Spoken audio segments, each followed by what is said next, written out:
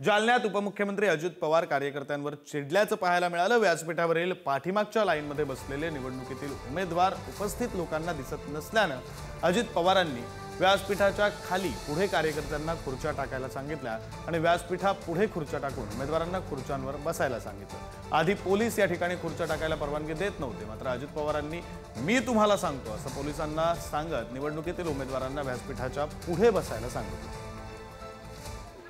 हे उकाडा कुठे कार्यकर्ते काम नसते खुर्च्या द्या नाही काय कळत नाही काय त्यांना सोडा, उमेदवार सोडा, इथं बसवा। हे इकडे लावा खुर्च्या।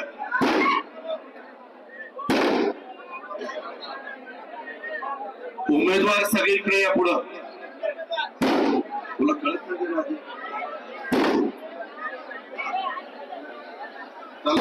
खुर्च्या घ्या पटपट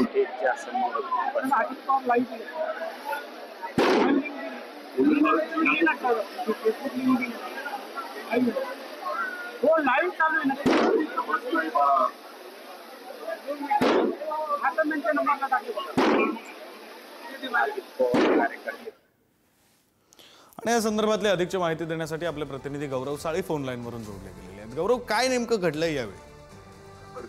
अधिकारी मित्रांनो, आपण जर बघितलं तर आज उपमुख्यमंत्री अजित पवार जालना दौऱ्यावर आहेत आणि या दरम्यान आज जालन्याच्या परतूरमध्ये अजित पवार यांची जाहीर सभा आयोजित करण्यात आली होती आणि यावेळी अजित पवार कार्यकर्त्यांवर चिडल्याचं पाहायला मिळालं। आपण जर बघितलं तर व्यासपीठावरील पाठीमागच्या लाईनमध्ये बसलेले निवडणुकीतील उमेदवार उपस्थित लोकांना दिसत नव्हते, त्यामुळे अजित पवारांनी व्यासपीठाच्या खाली पुढे खुर्च्या टाकत या कार्यकर्त्यांना बसायला सांगितलं। यावेळी पोलिसांनी खाली खुर्च्या टाकायला परवानगी दिली नव्हती, मात्र मी तुम्हाला सांगतो असं पोलिसांना सांगत अजित पवारांनी सर्व कार्यकर्त्यांना आणि उमेदवारांना खाली स्टेजच्या समोर बसवलेलं आहे।